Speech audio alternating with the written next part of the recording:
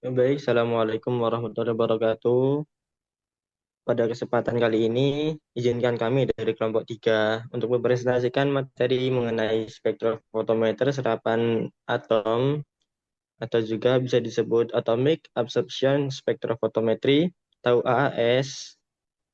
Ya, sebelum ke materi, izinkan kami untuk memperkenalkan diri terlebih dahulu. Dan saya Muhammad Fadila Ramadan dengan 3 digit PIN terakhir 098.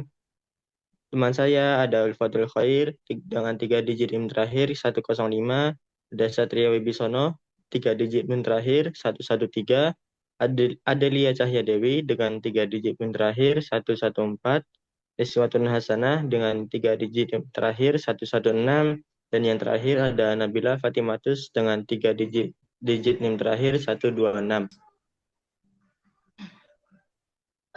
Jadi seperti yang kita ketahui bahwa metode spektrofotometri AAS ini merupakan teknik analisis unsur kimia yang menggunakan prinsip penyerapan energi atau radiasi pada panjang gelombang tertentu oleh atom sehingga menimbulkan keadaan energi elektronik tereksitasi. Untuk penjelasan selengkapnya yaitu akan dijelaskan oleh rekan saya. Kemudian terdapat dua jenis teknik AAS berdasarkan sumber nyalanya, yaitu AAS nyala dan AAS grafit. Teknik AAS nyala umumnya menggunakan udara atau asetilena sebagai sumber nyala. Pelarut yang diuapkan dan chopper akan memecah sampel menjadi butir-butir kabut, kemudian membentuk aerosol. Setelah proses pengkabutan, campuran gas menuju burner atau nyala untuk proses pengatoman.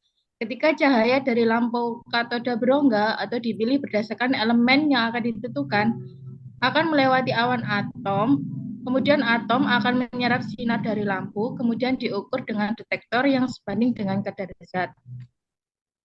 Baik, selanjutnya di sini ada prinsip kerja dan fungsi dari AAS. Yang pertama itu prinsip kerja spektrofotometer serapan atom atau AAS adalah pengukuran penyerapan cahaya oleh atom-atom logam netral dalam keadaan bebas atau ground state pada panjang gelombang tertentu yang khas untuk setiap unsur.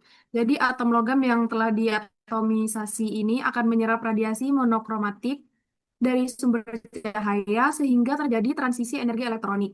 Besarnya cahaya ini yang diserap atau absorbansi berbanding lurus dengan konsentrasi atom logam dalam sampel sesuai dengan hukum Lambert. Hukum Lambert ini menyatakan bila suatu sumber sinar monokromatik melewati medium transparan, maka intensitas sinar yang diteruskan berkurang dengan bertambahnya ketebalan medium yang mengabsorbansi. Lalu fungsi dari spektrofotometer serapan atom ini atau AS adalah menentukan kadar unsur logam dan metaloid secara kuantitatif dalam berbagai jenis sampel berdasarkan kemampuan atom logam menyerap cahaya. Selanjutnya, spektrofotometer serapan atom digunakan untuk menganalisis konsentrasi analit dalam sampel. Elektron pada atom akan tereksitasi pada orbita yang lebih tinggi dalam waktu singkat dengan menyerap energi, itu radiasi pada panjang gelombang tertentu.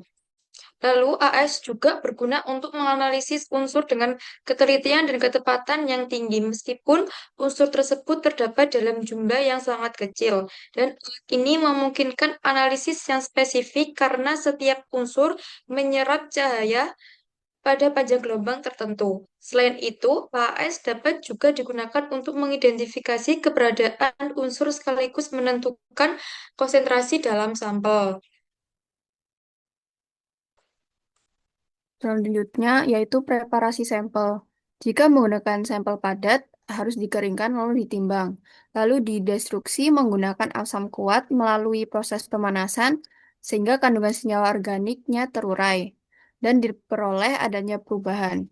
Sedangkan pada sampel cair cukup disaring bila perlu lalu diasamkan dengan HNO3 untuk mencegah pengendapan dan absorpsi logam. Setelah didestruksi, larutan didinginkan dan dipindahkan ke labu ukur.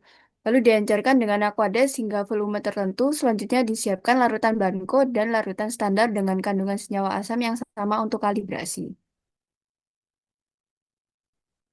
Analisis kualitatif dan kuantitatif pada metode AAS ini Yang pertama, analisis kualitatifnya yaitu mengidentifikasi unsur apa saja yang ada dalam sampel berdasarkan panjang gelombang serapan karakteristik tiap unsur. Yang kedua, analisis kuantitatifnya yaitu menentukan konsentrasi unsur logam secara akurat dalam sampel dengan mengukur jumlah cahaya yang diserap oleh atom logam setelah diubah menjadi bentuk gas atau atomisasi.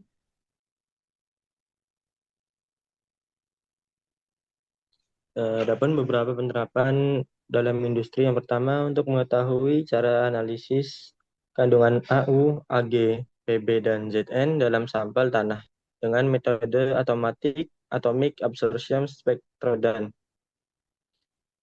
Mengetahui hasil analisis kandungan AU, AG, PB, dan ZN dalam sampel tanah dengan metode atomic absorption spectrophotometry, spektroskopi. Dan yang kedua, untuk melakukan analisis kadar logam berat dalam sediaan krim pemutihan wajah menggunakan metode AAS. Dan yang ketiga, untuk melakukan analisis kandungan logam pada limbah cair kelapa sawit menggunakan instrumen AAS.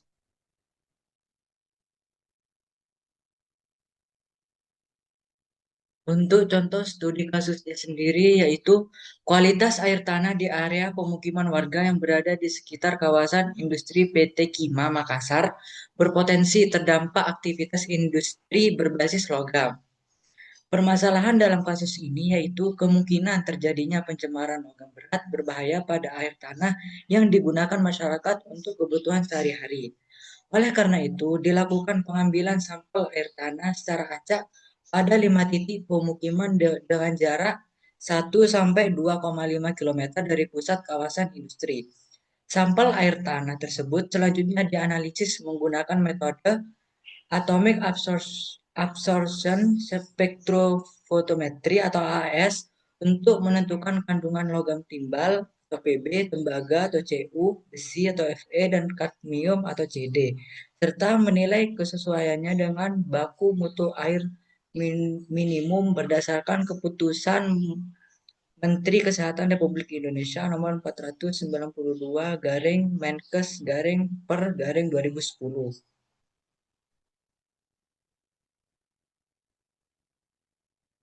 Dari hasil analisis yang telah dilakukan menunjukkan bahwa kandungan seluruh logam berat yang diuji pada kelima titik sampel berada di bawah ambang batas baku mutu yang ditetapkan. Konsentrasi Pb terdeteksi sebesar 0,000032 sampai dengan 0,000051 mg per liter. Batas maksimum 0,1 mg per liter. Konsentrasi Cu sebesar 0 sampai 0,000529 mg per liter. Batas maksimumnya 2,0 mg per liter. Untuk konsentrasi Fe sebesar 0,000388 sampai 0,000737 mg per liter. Batas maksimumnya 0,3 mg per liter. Dan konsentrasi CD sebesar 0,00009 sampai 0,00014 mg per liter. Batas maksimumnya yaitu 0,003 mg per liter. Berdasarkan hasil tersebut, dapat disimpulkan bahwa air tanah di pemukiman sekitar PT Kima masih tergolong aman untuk dikonsumsi dan digunakan dalam aktivitas sehari-hari. Meskipun pemantauannya rutin, tetap disarankan untuk mencegah risiko akumulasi logam berat dalam jangka panjang.